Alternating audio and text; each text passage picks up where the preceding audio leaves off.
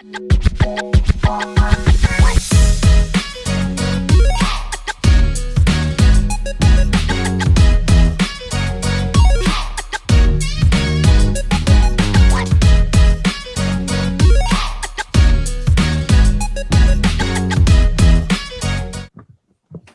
everyone, I'd like to welcome you here this evening. My name is Edwina Kwan. I'm a partner in the International Arbitration team here in Sydney at KWM. I'd like to begin by acknowledging the Gadigal people of the Eora Nation, who are the traditional owners and custodians of the land on which we meet today, and pay my respects to their elders past, present and future. I would also like to pay my respects to any Aboriginal and Torres Strait Islanders here today. Thank you to our event co-host, the Centre for Asian Australian Leadership at the Australian National University, and our special guest author, Loon, who I learned from reading the book on the weekend, hails all the way from Tamworth, and has a very interesting and fascinating story and journey actually that's set out in her book. A special shout out to our fabulous KWM alum, Katrina Rathie, former partner in charge here at Mallesons, who has been instrumental in leading the charge for cultural diversity in the legal profession, and particularly here at KWM. I'd also like to thank Jieh-Yung Lo, who comes all the way from Melbourne, not Canberra, for this book launch. And I'm going to pass over to him shortly to moderate what is sure to be a very interesting discussion. One thing I took from reading Karen's book is the importance about having conversations about race and identity in your organisations and team. And this is something that I don't think we necessarily do particularly well here in Australia, but is in my mind of something that should be celebrated and discussed more openly.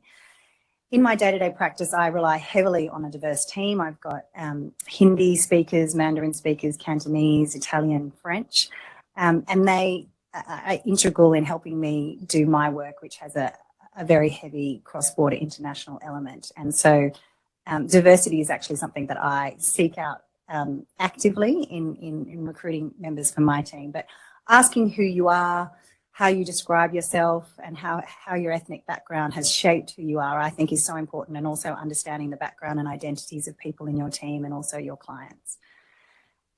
So on that note, very quickly, I was very fascinated to hear about Karen's background and her experience working in Singapore, which has somewhat mirrored my own experience. I started working at what was then Mallesons Stephen Jakes under the tutelage of the indomitable Katrina Rathie. Feeling a draw back to China, where my father was born in Guangdong in 1949, I then moved to Hong Kong and then spent 5 years in Beijing, where I learnt Mandarin badly, mind you, and ended up advising Chinese SOEs on outbound disputes. So interestingly, when I was in Hong Kong originally, it was all about advising foreign clients inbound and all their disputes they were having in China. And then by then China was opening up more and a lot of the private and SOE clients were getting into disputes outbound. So that was the focus of my work while I was in Beijing. I moved back to Sydney from Beijing about 5 years ago, and after having my daughter, who was born in Beijing, and she was the first one from out of 30 or 40 grandchildren to have been born back in China after my father. And I've been privileged to have found myself back at King & Wood Mallesons, where our relationship with our Asian partners is integral, not only for our own culture here, but also our sort of commercial objectives as a firm. So without further ado, I'm going to hand over to Jieh Lo, who's going to... that is actually a... I know. Who's going to moderate this evening's discussion, and I really look forward to chatting with you all after the event.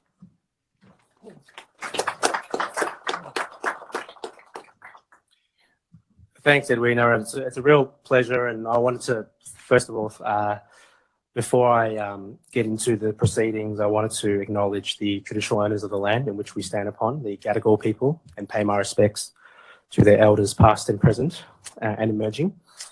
And also the opportunity, this is where the ex-politician in me gets, in terms of the need to acknowledge, in terms of the pecking order, in terms of who's in the room. But I do want to acknowledge, for those who might be here or also joining online, we're not too sure, but they are with us, is Jason Yetsen Lee, the state member for Stratfield, who might be joining with us online. Jenny Leong, the state member for Newtown, has also is here as well, and also Councillor Kashmina Kaliventa from the City of Liverpool as well. I just want to acknowledge our political dignitaries, but also all the CEOs, partners, leaders, champions, allies, advocates, sponsors in the room. It's a real honour to be here and to be given the opportunity to launch Karen's book and to celebrate this incredible milestone. I said to Karen when we were preparing for this this get-together and this event that writing a book is a mammoth effort. It is an absolute mammoth effort and is an opportunity for you to forever be immortalized in having a book. So whether you are mentioned in a book or whether you write a book, I think it's a great way of giving back, but also spreading your wisdom and your knowledge to the current and next generation. So we're very excited to be here to celebrate this incredible milestone of yours, but also to talk about and get into a deep dive on the current state of play in cultural diversity in Australia in terms of where we are at, the opportunities, the challenges, the barriers. But what excites me most is I've been involved in 3 book launches throughout my career. I've done the political memoir of Gareth Evans, who's a dear friend, a mentor and a sponsor. I had the privilege of organising a launch of his book as well when it came out. I also did now Assistant Foreign Minister, Tim Watts. We launched his book, The Golden Country, back in 2019 in the first inaugural Asian Australian Leadership Summit, where I met Karen and Katrina for the first time. And our journey sort of like all picked up from that event, which we'll go into a bit more in detail. This is the 3rd book launch. And I guess I've come into this event doing something a bit unusual, and that is I didn't prepare any notes. So if I stumble, if I get off track, please bell, you shout out, whatever it is. But I was actually preparing a number of notes for this book, but it was very, very hard to write notes because we sort of know this topic so well on the bottom of my heart and my head. But also what pleases me the most is we finally have an Australian reference point talking about the bamboo ceiling. We don't have to quote the Americans anymore, or the British, or the Kiwis. We finally have a reference point talking about the bamboo ceiling and the impact that's having on Asian Australians, the career trajectories of Asian Australians and their experiences. So I'm absolutely thrilled to get into the conversation. I'm really thrilled about everyone here for attending and also our online audience. Thank you very much for joining us from all across Australia and across the region. I do want to thank you all for taking time out of your busy schedules to be here today. So we're trying to keep this conversation casual, open, candid, and also hopefully take those deep dives into these issues. But at the same time, ask that very important question: why, Karen, did you write this book? So, but before we start, I won't go through everybody's bios, but Karen Loon, nearly 30 years stellar career at PwC, now a non-executive director and author, by the way. So, and also the incomparable Katrina Rathie. We met again at the summit, and I've been following your work ever since. Not just at the summit, before we met at the summit, but even before the summit. So I can't express how thrilled I am to have you as our special guest, talking about this book, talking about your career, and also some of your shared learnings and experiences during your stellar career as well. So please give them a round welcome of applause. I think I have to turn this on now, so hang on. We're going to start with this question, Karen. Why did you write this book? Well, firstly, thank you for the marvelous introduction, and thank you so many people here in the room. This is just amazing. I think, to me, this is part of what I wanted to do, which is really to create conversations. And I also wanted to thank, I know there are people who've joined in online, so hi. I know my parents are there. Hi, Karen's mum and dad. This is the big moment that they've been waiting for their entire lives. And we look like Christmas together, don't we? We do. And I have, from the RSVP list, I've got, I think, at least one person from the UK. I have one person from Sweden, and I have a number of friends calling in from Singapore. So I think thank you. Also, there's other people obviously around Australia. But this is wonderful that you were able to join this session, and that's something I wanted. I think this is an important discussion in Australia, but also an important discussion if you take the references overseas as well. So, but yeah, why did I write the book? So I think a number of things. I actually had a number of roles at PwC. So I was actually a diversity leader. So I was a regional diversity leader at PwC. And one of the things I found was, when you look at books, there's a lot of things about gender. What do you do about gender? And but when it came to, what you should do, I've actually found it quite difficult as a leader to work out what to do. How can you influence change? And also, how can you take things from gender exactly and apply them to cultural diversity? So that was one lens. So that was one thing. I guess I also wanted to do my own bit to increase, the careers and support the careers of Asian Australians. And yes, there was nothing in Australia that I could actually find. And then I know ESG is really important as well. ESG, everyone wants more diversity, but how could I try and help support those conversations? And so a combination of my personal interests, my professional interests, academic interests, I said, look, I want to actually try and understand from the experiences of Asian Australian leaders, how did they make it to leadership positions rather than talk about the barriers? Because there's a lot of conversations, we talk about the bamboo ceiling, the issues of making into leadership. How did people make it? Because there are people who've made it. And so that's actually what motivated me to write the book. And there are a few people here who actually were interviewed. And so I thank you for your support as well. Now, Karen, you and I met in 2019 in September, as well as meeting a number of people in the audience today at the inaugural Asian Australian Leadership Summit. And plenty of initiatives came out of that summit. Yeah. One was the 40 Under 40 Awards, for the very first time, acknowledged and celebrated.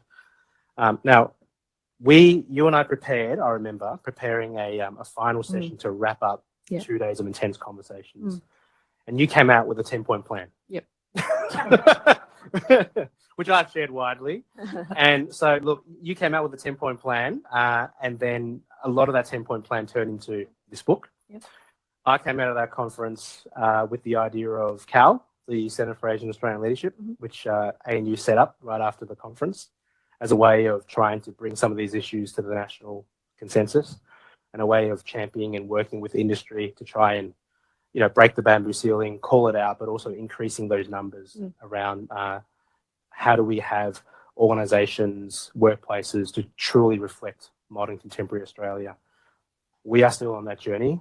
You've written this book, so I think you've got one up on me on that one.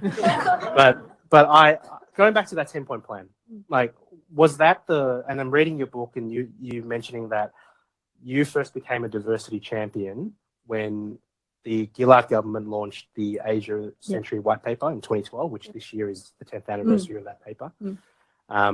But I think it was, if I'm right to say, it was that summit that really sort of launched your thinking, but also, as you described in the book, a call to arms by Asian Australians and our allies to try and do something about this ceiling. So reflecting back on the 10-point plan, what are some of the learnings there as part of that experience of writing this book? Yeah. Thanks for raising that, because it was interesting. I went back and had a look at that slide recently and thought,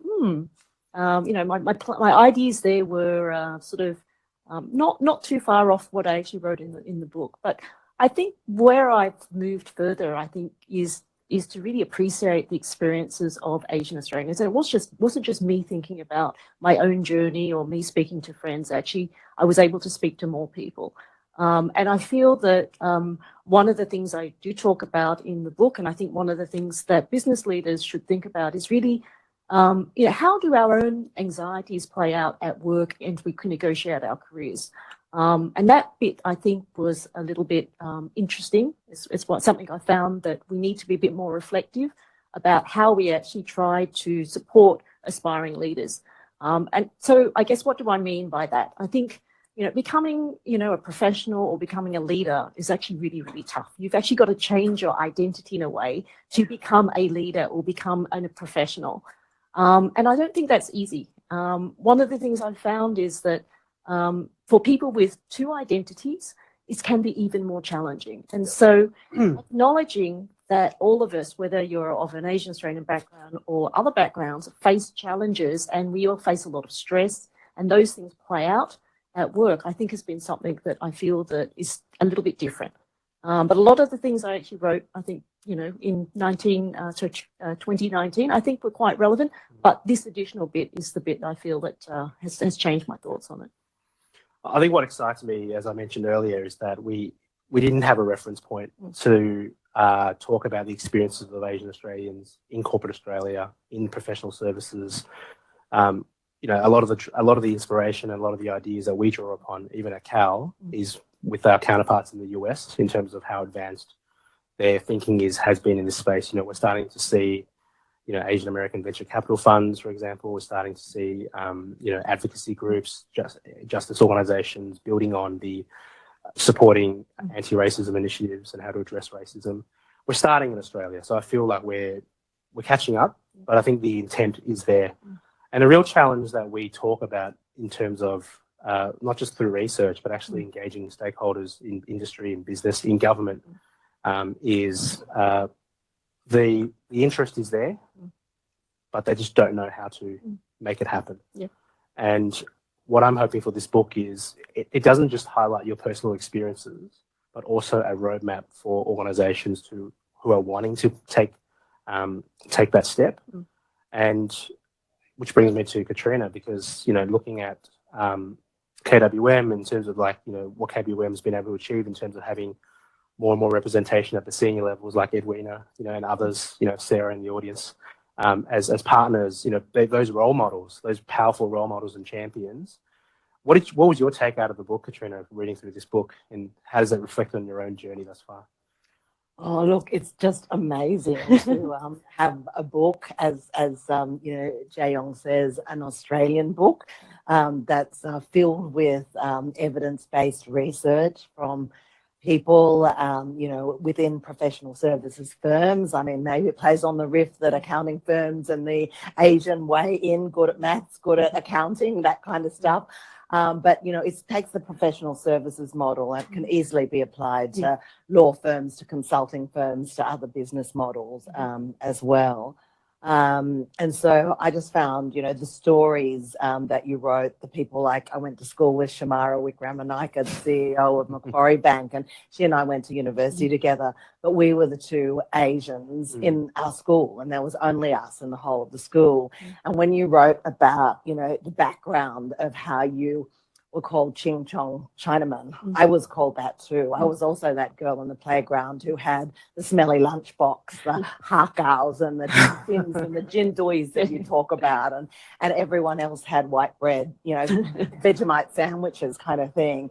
And then what really resonated was, when you described, the upbringing, of the parents who would focus on where's the 2%, not where's, congratulations for getting your high distinction and your 98%. It's like, where's the 2%? And this relentless, desire to have that flawless education so that we could get into the universities and study respectable professions like law or accounting or medicine, even, then so that we could grow up and, have good, stable careers, unlike our immigrant parents, and drive a German car and travel overseas and have that house and have security. So a lot of what you wrote about there, I thought, that's Karen's story, that's my story, that's our story, that's everybody's story who's been like an Australian, because I was born here. Or am I an Australian-born Chinese, which is what we used to call it ourselves, ABCs? Or am I now one of these Asian-Australians, which has become the lexicon of the last little while? And so that identity politics, I think, is really great. You have a word on page 37 of your book, which I was just absolutely stunned by, and it was a thing I can't find. Everybody turn to page 37. I have a copy of the book. If you bought it already, and now I can't find it, of course, it is, we feel suspended in a liminal hybrid zone of in-betweenness, which I think is kind of, that blurring of, when you're here, you Are you kind of, are you Aussie enough when you're there? Oh my God, I don't speak Chinese flawlessly. Am I going to be an embarrassment? And they look at you and they think kind of, what kind of banana are you? So, yeah, a lot of that resonated with me, and I just love the stories from all the different people around, from my fellow SBS board director, who is mentioned in the book, to Katrina, to the Ming Longs, to the extraordinary people. Some of you are here tonight who told the stories and spoke to you. So great to have that evidence-based research. Right, Katrina. I think having that. Those stories, but also the what amazes me is it's always very hard to get Asian Australians to share these stories and to sort of like tell these stories and actually, confront them. And I think by creating that sort of safe environment that you did with this book, really sort of gave life to, it certainly gives meaning to what we're doing at Cal in terms of why we exist. And I appreciate the both of you for being, that sort of Yoda to me in terms of like giving me that advice, because we are in knee deep right now in terms of doing our strategic plan for the next 3 years. And we've been thinking about, do we focus, do we pivot, do we go broader than Asian Australians? Because, we are very different compared to the US and the UK. Australia is more, focuses more on that multicultural, egalitarian sort of inclusive perspective. Whereas the US, it's very siloed in terms of, they're very clear in terms of those dual identities, Asian American and they're American. I think with Australia, we're starting to. The one thing that amazes me since Cal's been around and since, what happened with the pandemic and the summit and the awards and all these initiatives that are taking place, I've never actually had Asian Australians call themselves Asian Australian before, ever. Yeah. And it goes back to Katrina's point about identity and about that sort of sense of belonging. I think you said something in the book, and I'm going to quote you very wrongly on this, but something about diversity being a dance. Yes. Inclusion is, I'll find the reference. It's in there. It's in there. Find the reference. But you broke down to all those references around diversity. Asked to the dance. Yes. And then, Inclusion is doing the dance or being asked to dance. And then belonging is dancing wildly with abandon. With dancing wildly with no one looking. No one cares. No one caring. Right. And what I like about the book is it breaks down all those concepts, from identity to Australia's version of the bamboo ceiling, which is very distinct, very different from the US. But the three of us have been having these conversations, as well as everybody in the room, about we're talking about, for example, NEDs, non-executive directors, which you both are. Asian Australian women NEDs, you can pretty much count with one hand. Yeah, it's five. We have a few of them in the room here. Already. But 5, 6. What can we do to shift the dial there? Look, it's a huge issue, and this is the latest research out of Watermark and the Governance Institute, that there are only 17 culturally diverse directors on the ASX, which is astonishing in 2022, and 5 of them are women. Now, some of those women hold multiple boards, but still, when you compare it to what's happening in the census, where they say that 51% of people have either been born overseas or have parents born overseas, when you hear that there's, 1 in 4 speaks language other than English, other than at home, when you look out to Multicultural Australia now, at the very top of the apex, whether it's in the C-suite with the CEOs or on the boards, we're not represented there. And it's a wonder, kind of, why not?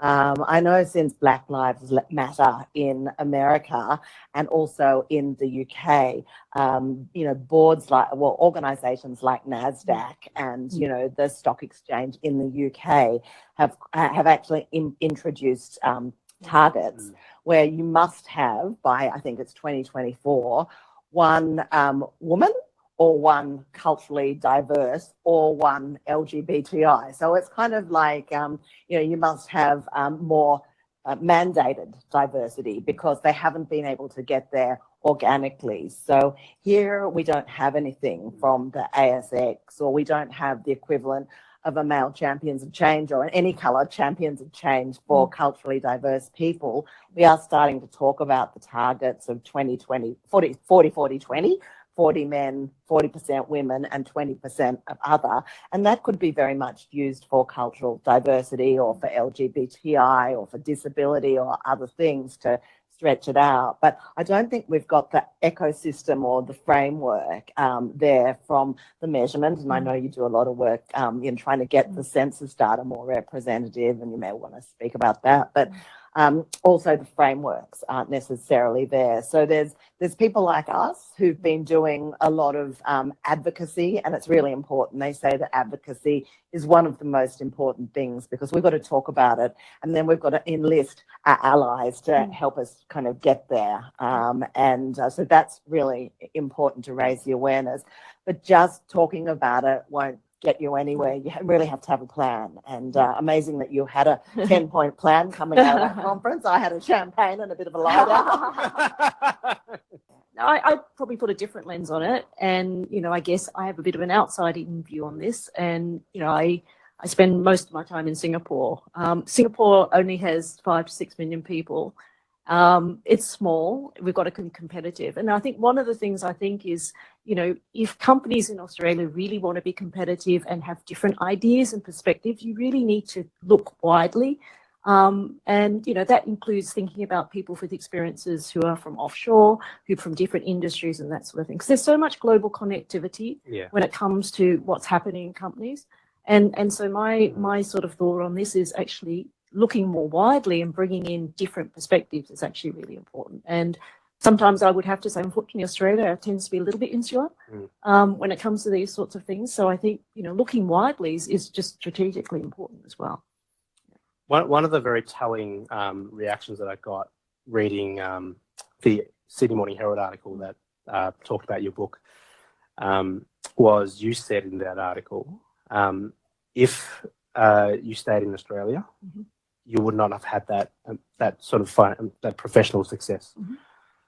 It sort of brought a sense of like sadness for me, knowing that we are, we are experiencing this innovation brain drain when we're meant to be talking about the innovation gain. We're supposed to be gaining the experiences and the insights that you just talked about, Karen. But reading that, I could relate so many of my friends who I went to university with, who started their career in Australia right after university and left after 3 or 4 years, built wonderful careers in Asia, Hong Kong, Singapore, and they've never come back. And I haven't seen a lot of them since university, by the way. So it's real sad, actually, in a way. But then you came back, but then not just coming back, but you've had a foot in 2 doors, in Australia and in Singapore. So reading that, I just reminded myself that reading that article was talking about increasing the migrant intake, trying to find skills gaps through that intake. When a lot of those experiences and skills already exist within Australia. It's about finding that balance between an inclusive migration program and better utilising the resources that we have through our diversity. So, Karen, for your perspective, I mean, it was really something in terms of hearing that from you. Like, if you had a chance to, do you regret doing that, or I mean, just a personal question? I think at the end of the day, a lot of the reason people move countries is for career opportunities. And so I think for me, when I've been reading, all about the Job Summit, Job Summit's on today, I think there's been a lot of talk about numbers, increasing from 160 to 200,000 a year and things. I think that's great. But I guess I also know that, from being outside of Australia, that every other country is looking for skilled migrants. We're all short of skilled migrants. And for people to want to come, they're going to want good opportunities. And so that to me is where I feel, actually making sure that, you just don't bring in people for the sake of bringing them in to fill the gaps, but giving them skills, opportunities to grow and build their careers and hopefully those emotional ties and keep them here. So I think that's part of the reason I felt that, I wanted to flag it, because this actually is important for business. It's not just something I do because I want to build my business with Asia. I think it's really around trying to build inclusive environments where people stay. And similarly, for our homegrown people who, built our careers here, we want to stay here if we can. But if there's better opportunities offshore, and particularly for people with migrant backgrounds, sometimes because they've had these other pressures personally they've experienced, unfortunately, sometimes they're more likely to go overseas because they see there's better opportunities there. And so it's a societal thing, it's a company thing. And I would hope that, this helps with some of the conversations around what do we need to do to try and create those environments and to help, people here thrive. Yeah. Because you and I, we co-authored a paper back in 2020 as part of the Asia Task Force where we pitched the idea of a diaspora policy. And even the word diaspora is quite sort of, I guess, contentious. Everybody has a different spin on it. But the policy I remember we asked for was for Australia to better recognise Australians abroad in terms of the 450,000 Australians that are working overseas, that are living overseas. We don't do much with them at all in terms of how do we bring them as part of, and I hate using this terminology, but it's accurate, Team Australia. How do we actually ensure that they are a part of that? And that goes back to your early points that you raised in the book, and as well as the contributions tonight, is how do we actually find that balance, between recognising them when they come back and the input that they can make and the impact that they can make. I guess from my perspective, like a lot of the people that I support, a lot of the people that I help try to create pathways for raising their profile, they find it very hard to make that leap, especially in corporate Australia, especially in professional services, from director to partner, and then partner to maybe NED or whatever it is. I'm going to ask you both, like, is there any secret ingredients or weapons tips that you might have for those listening or those who are in the audience who have that aspiration? Really keen to hear from you both about that. I guess I walked into this, was not this building, it was across the road 35 years ago as the first Asian Australian to be employed by this firm. And I then became the first Asian Australian partner of the firm back in the early 90s. And then I became in 2014 the first partner in charge of this office. And so I was really pleased to have led this office for 7 years, but it was one step ahead of each other. It was kind of, to me, it was a bit of an organic growth strategy. I did do that boomerang thing. I went to New York, as a 2-year lawyer and stayed there for 3 years to build my skills. And, I had fantasies that I might marry JFK Jr. or something. On the bus stop as he used to go. We did the bar exam at the same time when we did the New York bar. I did it first time. He did it 3 times. I probably would have done it 3 times if I could have, sat next to him. We need you to elaborate more on that in your book. Yeah. Katrina, like, we need that in your book. So. But instead of catching JFK Jr., I met my husband Bruce, an Aussie, at a Mets game. True story. And so I ended up coming back to Australia rather than having the life that I might have had if my dreams. It's the case of a lot of people, like the amazing Edwina Kwan. I spotted her as a 2-year-old, not 2-year-old, 2-year-out lawyer, after she'd been at ANU and worked for government for a while. And I saw in her something that was a future leader. And so I persuaded her to come and work with me for 3 years, which she did, before she then went to Hong Kong, and then she went to, Beijing. And then when she'd come back, I was like, I can't let her go and work for the competition, So I kind of brought her back actively and then mentored her and sponsored her. And then when I left here, she was one of my kind of successors who I left behind. And beautiful Maggie at the back of the room, she was similar, found her, looked at her.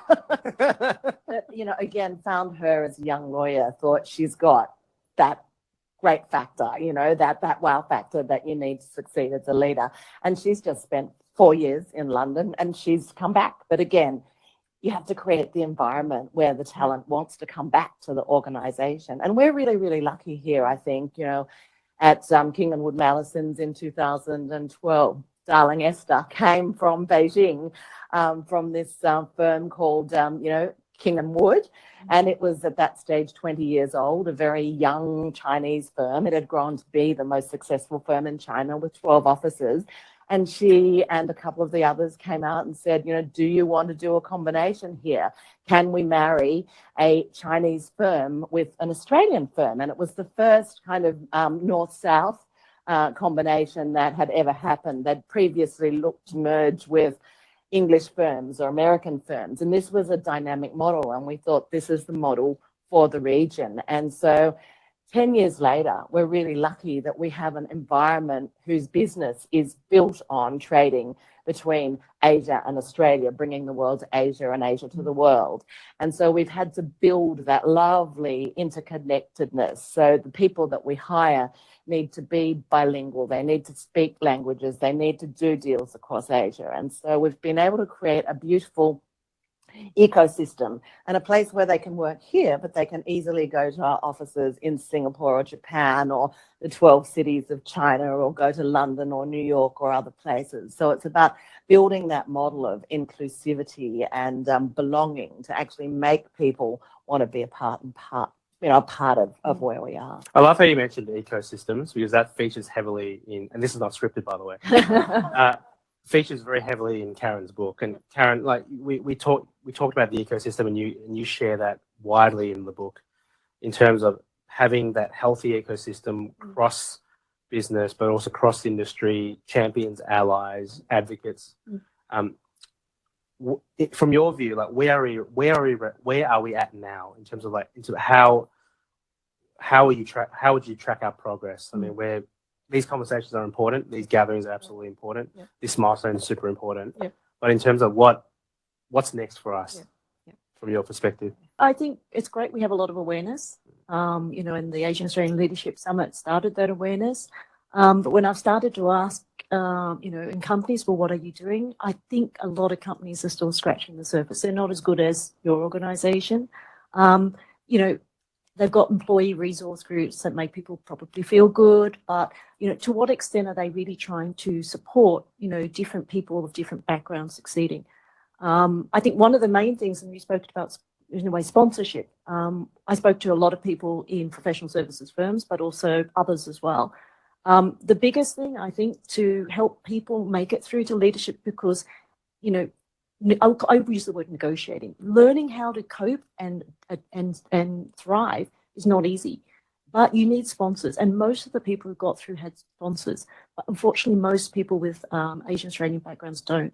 I think organisations need to think about the environment. I don't think it's just about targets. I'm personally, to me, a target is a measure. Is not the objective. But you need to try and see how you can create that environment and support people, because career advancement is really stressful for everyone. We talk about, do you make it a partnership, other things. Everyone has challenges making it, no matter what background. But the more you can support all your people in being able to, deal with learning about, all that stress, learning how to cope, thinking about it, trying new things, I think is important. So sponsors, mentors, leadership programs, safe spaces where they can talk. I think there needs to be a lot of things there in play, not just, I have a employee resource group or I change my policy. Those things actually sometimes can create the wrong environment and different stresses for others. So I would say people need to look a little bit holistically, understand the business case for why they want to do this, because that's important, I agree. But really understand what are the blockers to change, and start to think, what are the small things I can do to change the environment and the experiences of all your people. Yeah. So thinking more holistically, a lot of work to do. I mean, you talked about in the book, Karen, and thanks for sharing those insights in terms of, I'll be coming to you regularly to measure our progress, if that's okay. And because Australia, and you mentioned this in the book as well, Australia is very scared about talking about the R word, racism. In fact, I mean, Katrina alluded to earlier that Cal and the ANU, the Australian National University, are currently looking at a project that aims to research and look at how Australia collects data in terms of through our census, because we are the only democratic English-speaking country that does not ask a question on ethnicity and race in our census. And, you know, they ask ancestry, which is quite ambiguous. A lot of my friends, for example, wouldn't even know what ancestry means. They'll be, oh, I was born in Australia, I'm Australian, you know. But it doesn't also cater for people with mixed heritage, people with mixed ethnicities, you know, languages spoken at home, where your parents were born. I mean, yourself, a fourth generation Asian Australian, grew up in Tamworth, more Aussie than Barnaby Joyce in my view. Yeah, that is true. You know, and, you know, but talking about, you know, you shared some of that in your book about how, despite that, you still felt like you're an outsider. But it's because this country, we don't have that conversation about race and ethnicity. So we're hoping through this research that we could convince the government to update its census in 2026 and actually be in line with some of our other global counterparts. So, and our perspective is, we see data as a massive barrier, whether it's targets, whether it's quotas, whether it's strategies. Every time you talk to a business or an organization about your, you know, whether you collect data on workforce diversity, a lot of them would say, no, we don't. We don't want to collect that data. We don't know how to do it. Oh, the census. My favorite one is the census does not ask that question, therefore we don't. Like, that's my favorite one. So we're hoping that if the census can change, it would also encourage the collection of ethnicity at a more mainstream level, that it could be mainstream, that people are not afraid to ask these questions. But going back to that ecosystem, I mean, talking about what are the roles for the both of you? What are the roles of governments in terms of through legislation? We've got some, we've got some government representatives and, you know, and MPs in the room. So I'm like to, you know, not put them on notice, but, you know, this is an opportunity as well for all of us to play our bit. And also, and so for government, let's start with government. Like, what do you see their role is in that ecosystem? I think on the question of racism that there does need to be more done at a government level to educate Australians about racism. We don't like to talk about it. The last government didn't fund Chin Tan's kind of, you know, campaign on this area.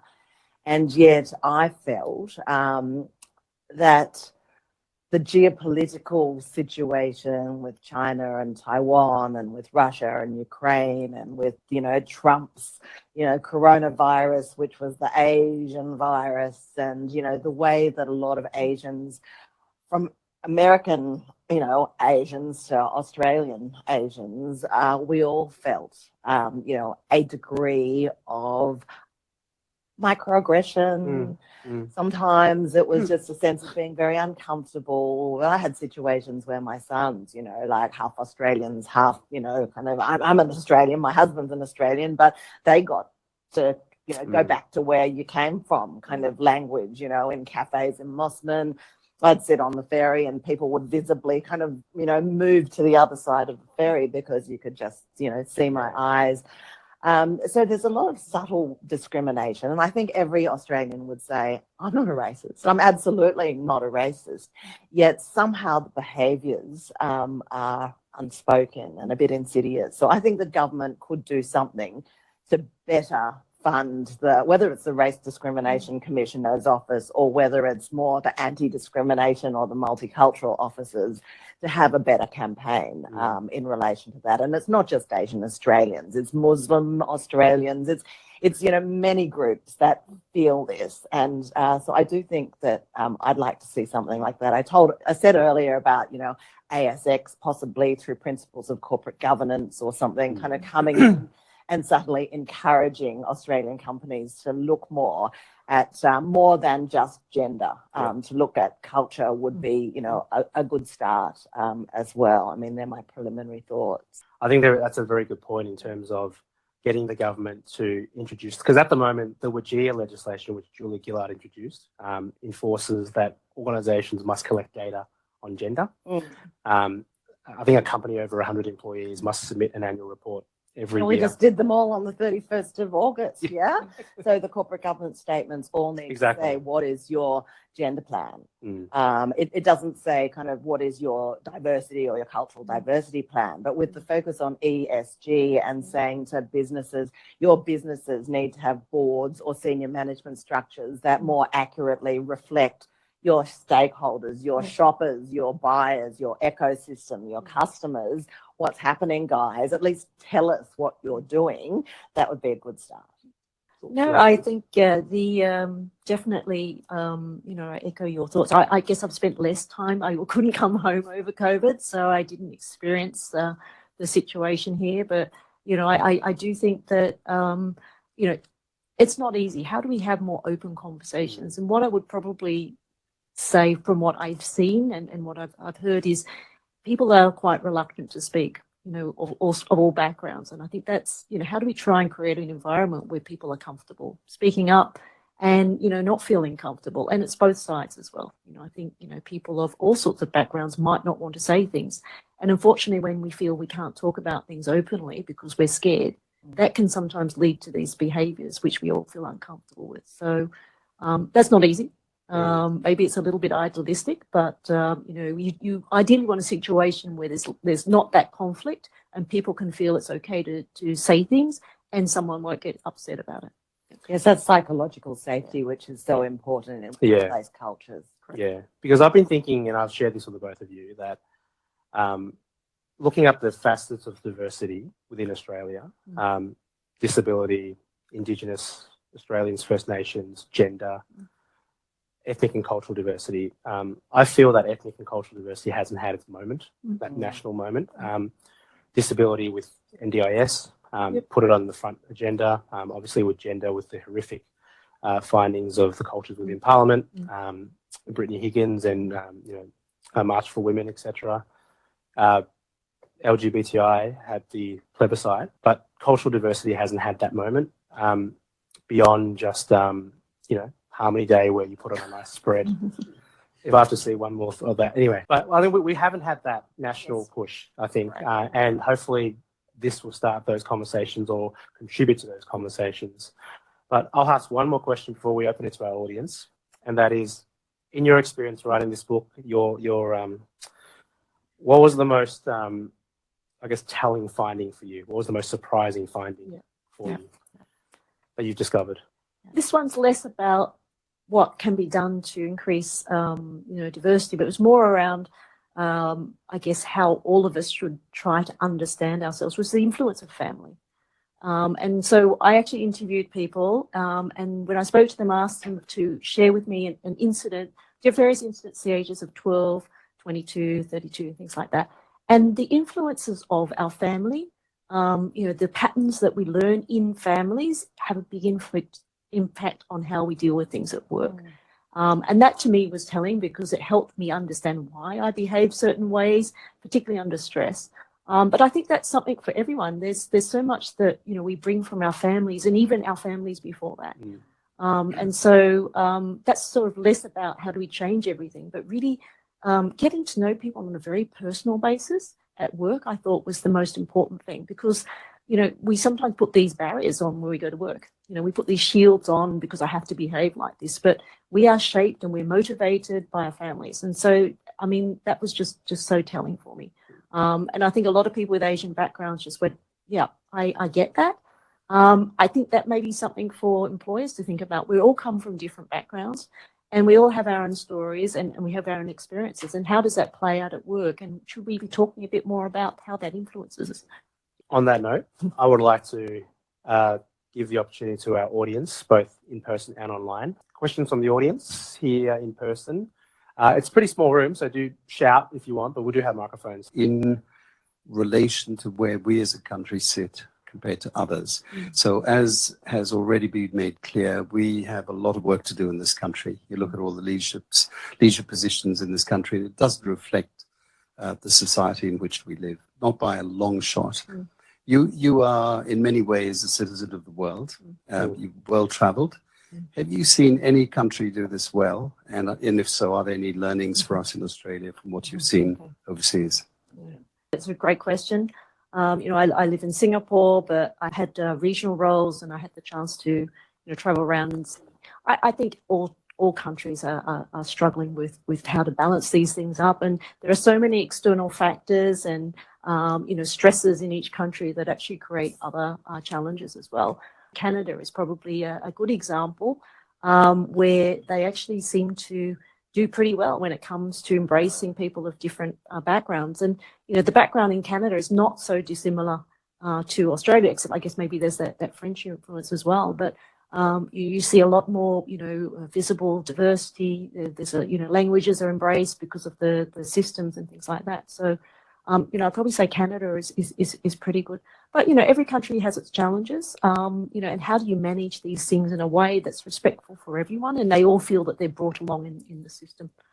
I'm glad you raised Canada. Canada's been involved in immigration, encouraged immigration, multicultural immigration for many, many years longer than Australia has. And I think we're seeing the results of that in Canadian society. And I hope very much that we'll see the same here in Australia.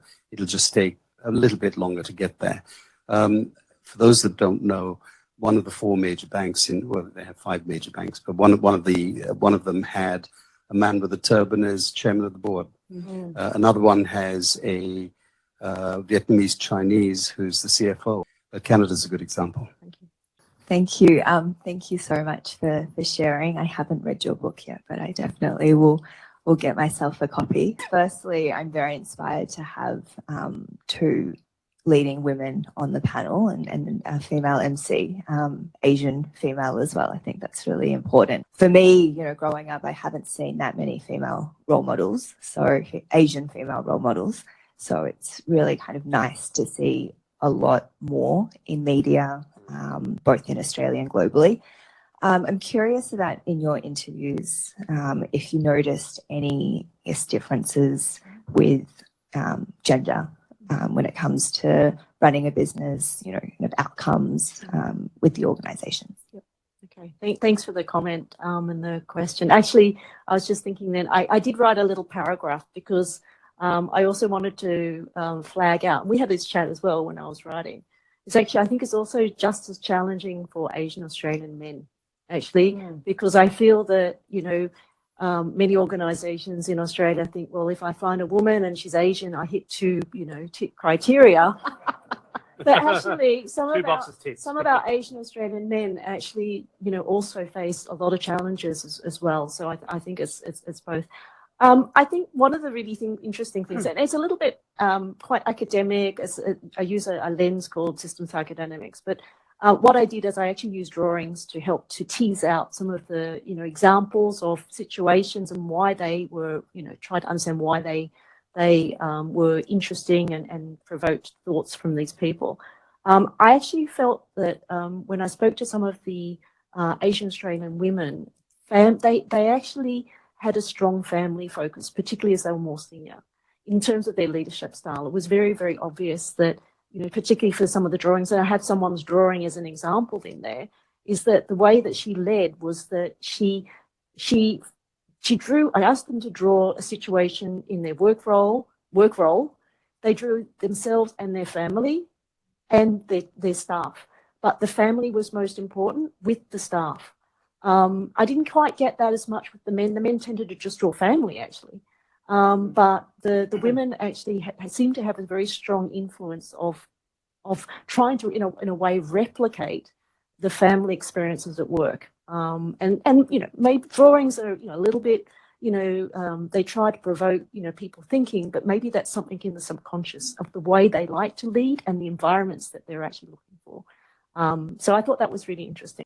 Maybe it's that empathetic, caring, compassionate, authentic leader who cares about the people and the team and the culture that brings successful leadership. Hi, and thank you so much, and congratulations on your book. It's such a huge achievement. My question is actually one around generational differences. When I was talking to some of our younger generation Asian females like me, I was quite surprised to hear that they felt less of a challenge around their identity. Still a lot of the challenges around career progression, and still a lot of the challenges around hustling to get on the right jobs, do the right self-promotion, et cetera, et cetera. But did you find any differences when it came to generations?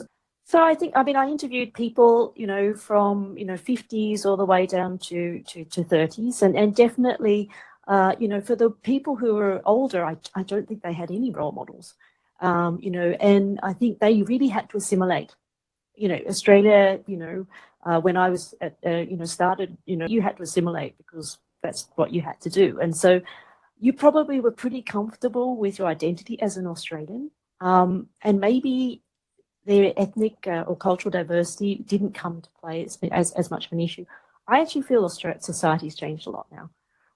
And, you know, in the last 10 years, if you look at the media, there's been a lot more talk about identity, you know, the younger people really have, you know, different experiences. And so I think they do have less of a challenge, but, you know, everyone still has these things. So definitely with societal change, yeah.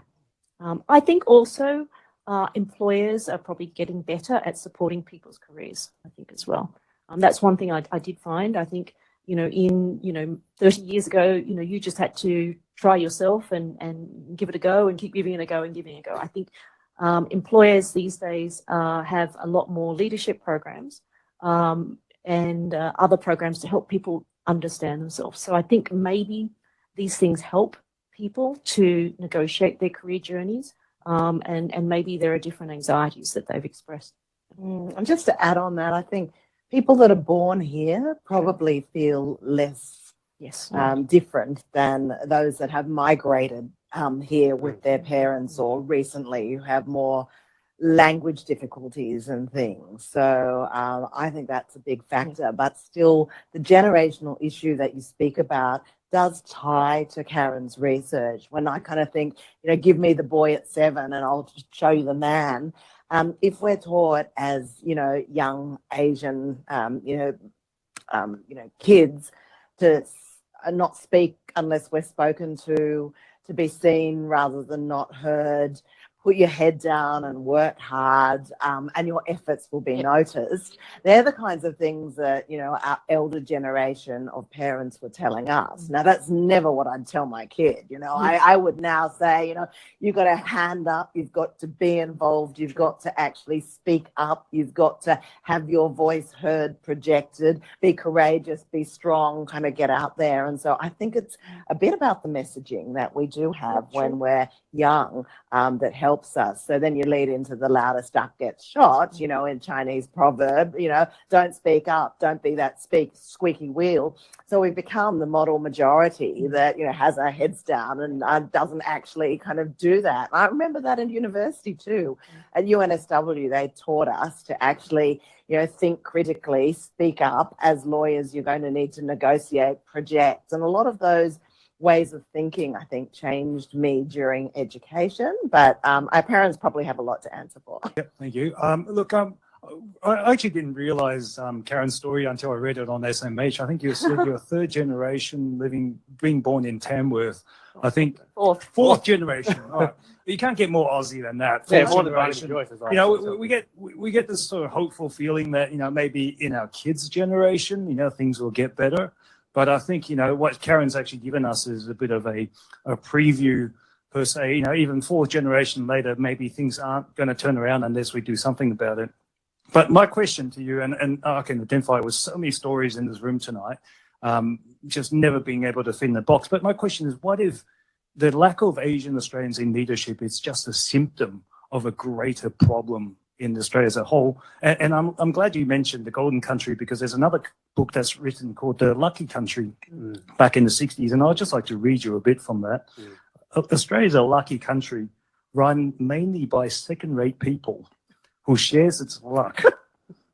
It lives on other people's ideas, and although it's ordinary people, that's us, adaptable, most of its leaders in all fields are so lack curiosity about the events that surround them that they are often taken by surprise. What if the lack of Asian Australian leadership is a part of a larger problem that we just don't recognise competence in this country? next piece of research. So, no, I think there's something in there. I guess I have to, I'd have to think about it a bit further. But, some people have said, yeah, some of these things are symptoms of bigger problems about, who we are as Australians and, how we actually recognise things. But, yeah, I think it might be an extra piece of research. No, I'm just thinking Donald Horn wrote that. Like Julia was one of my classmates at school. I'm kind of thinking, don't know. That is very hard, but that's kind of saying that we're a nation of mediocrity, I guess, and leadership. I don't know. They all say leadership is, 6'2", 44 long. Kind of drinking beer with a bit of a penchant for rugby. And you said something in your book, I think, a bit similar to that. It might be a bit more sophisticated. But I think that is still the majority of the boards. The Government Institute said that the average director in Australia in 2022 is a 60-year-old male who's been on the board for 5 years, who will stay for another 5 years, who has finance qualifications and possibly has an MBA. And that is, I think, the majority of who's, in leadership in the boardrooms. A lot of the women, they're coming in, but a lot of the women are white women. So they've replaced some white men with white women in those boardrooms, but they're still predominantly Anglo-Celtic, and maybe they don't see that there's an issue here. I mean, because it's not of importance to every company in Australia. You can see that it will be important to, companies that trade with Asia, who have customers, in the region.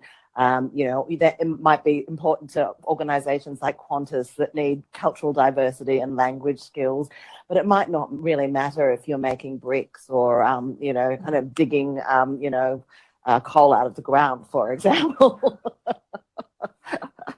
I think for me, the fundamental problem is that the view of leadership in this country is still very, one-dimensional. Is, the Captain America style of leadership where you stand in front of a crowd and you utter really cheesy words. Like people see that as, as Avengers assemble, this guy must have charisma, therefore great leadership, right? So, I mean, I find it, which is why I'm a big proponent of authentic leadership, is how you recognize different facets of leadership. And because it's really hard to get an introverted person to be an extrovert. It is very, very difficult. But the important part in terms of our journey is to make sure that we recognize leadership comes in many different forms. Just because you don't say anything in a boardroom doesn't mean you have no leadership potential. We need to recognize that. Hopefully I'll live long enough to the day where, for example, we can make a decision on the next CEO of Telstra in a pho house or a bubble tea joint or something, or whatever it is. You don't have to go and play golf with your mates on a Sunday afternoon to hey, do you want to join this board? Yeah, let's do that, blah, blah, blah, etc. So I still look, hopefully that could happen, but we need to broaden the view of leadership.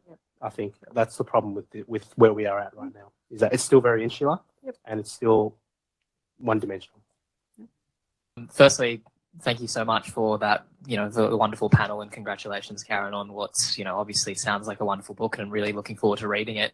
I think a lot of the themes, and from, I guess, a more young perspective, I suppose, on diversity and cultural diversity in the workplace as well, is there's a big discussion about, having good mentors, having good leaders, and we are looking at a panel of 3 people who, in every element of what they've done, have been advocates for seeing that sort of change. Equally, there are a lot of conversations that I've had with other people who have managed to make it and who are from diverse backgrounds, who don't necessarily feel like they want to be as vocal for various reasons, including the fact that they don't want to be seen as that diversity advocate. And it's almost that catch-22 where it's, we hear about mentorship, we hear about leaders that need to be in the workplace to be that change. And I understand that there's a difference in that there's a burden on that's not placed on people for, say, from Anglo-Celtic backgrounds that we place on ethnic leaders or culturally diverse leaders. But do you personally, as people who have been advocates and successful advocates in that part, do you see that other leaders who do make it to the senior leadership of various organizations, do you think that they do have an active responsibility to be more vocal in these areas, or is that a personal choice that they have to make?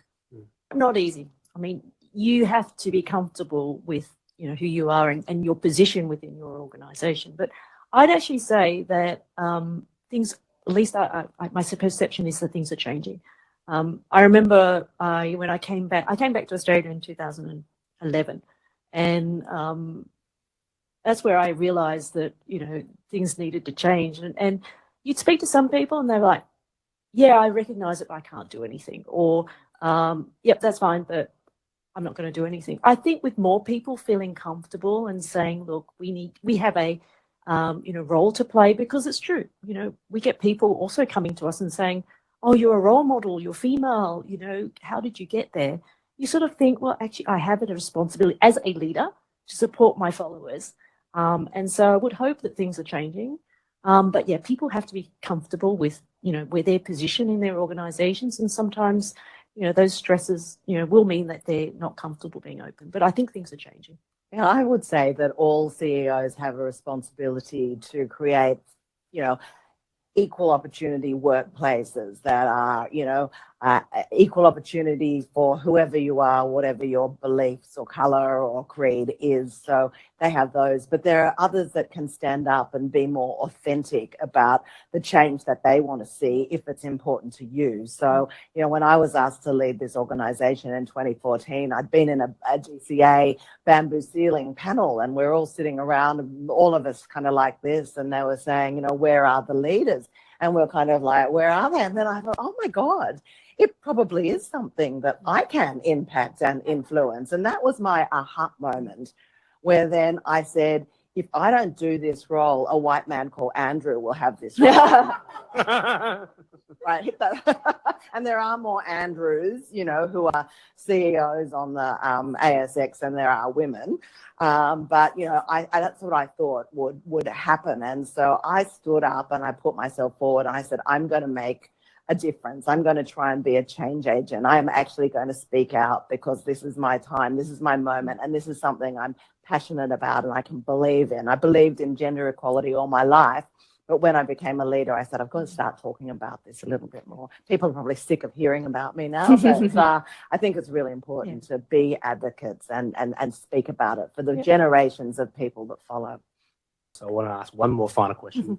As the moderator, you get that privilege. You draw on that sort of experience, Katrina, in terms of that 2014 Bamboo Ceiling Conference Summit panel. Compare that to now. What's the progress been? I'm really pleased at what we've achieved since then. I mean, I started working then with Dr. Tim Sopomasan as Race Discrimination Commissioner. I said, what's the change that we need in the legal industry?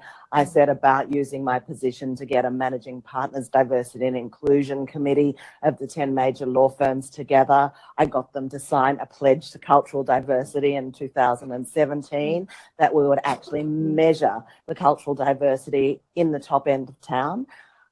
We then did that, and we pleasingly found that we had about 20% cultural diversity, but we also agreed to embed cultural diversity into the KPIs of the systems around town. Then I took that to the Law Society. I jumped on their Diversity and Inclusion Committee and said, come on, we've got to measure this right across New South Wales now. So then that happened, and they then are surveying the 55,000 solicitors, and so from there you poke a bit at the judiciary, and then I became the New South Wales ambassador for the Asian Lawyers Association, in the room. So we're now doing some research into why lawyers in the 4 to 7 years are leaving the law. Is there something here that we need to change? I've been involved as a judge with the 40 under 40 Asian Australians with Asia Link and your organisation, and I've been on so many podiums. I think we are actually getting change. I've spoken at the AICD annual conference this year, at the THECA conference this year. I've got a number of other keynotes coming up, so I'm just going to keep on telling anyone. And Karen now can do the same. No, I must say the law profession has done an amazing job, and I think there's a role for other groups to do the same, because I think industry groups, professional groups have a role to play to support their members as well. No, I agree. I think the law profession. Not saying this because we are in the law office, office, but like I think it's the only profession that I understand that has a peak body that advocates specifically for Asian Australians and cultural diversity within that industry. So I think there is some learnings there that other industries could take on board. But the final note is I'm going to hand this over to you, Katrina. You're going to have the honours of officially launching this book as our special guest. So I will hand that over to you on how we do that. I'm so excited because this is my first time that I have launched a book, and I'm absolutely honoured and privileged to launch Karen's amazing book, Fostering Cultural Diverse Leadership in Organisations. I'm not sure whether there's an official process, whether we pop the champagne, Paul, I have no or whether we cut the idea. ride, or whether I simply declare the book officially launched. Woo! Thank you very much. Thank you very much. I want to thank everybody for your time today. Thank you so much, Katrina, for doing that. It's a wonderful experience. You can notch that off your many accomplishments. I look forward to your book. And Definitely. But I just want to thank everybody for your time, for your interest, for your enthusiasm, and for your support. All the allies, all the champions, all the pioneers in this room. I mean, you talked about before looking at the room, where's the Asian Australian leader? We've got a room full of them today, and also our allies and supporters and sponsors. An amazing achievement. I'm looking forward to the next step and the next journey for you, Karen. Thank you. And please buy the book at the very back. It is a book launch event, so please, I am here to help you flog these books off. Yeah. So congratulations. Thank you very much. And thank you to our online audience as well for staying with us for the duration of the event. Thank you, everybody. Please stay and have Thank a drink you. with us. Thank you very much.